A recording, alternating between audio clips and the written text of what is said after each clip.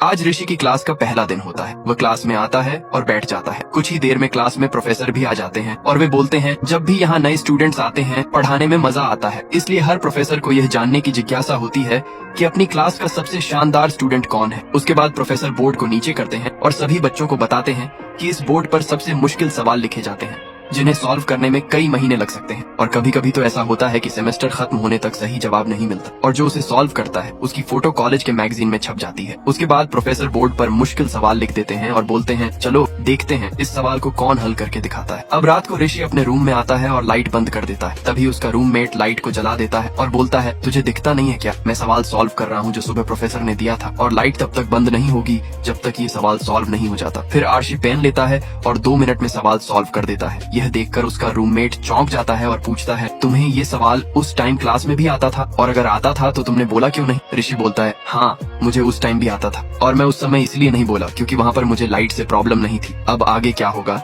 ये देखने के लिए पार्ट 2 के लिए लाइक करें।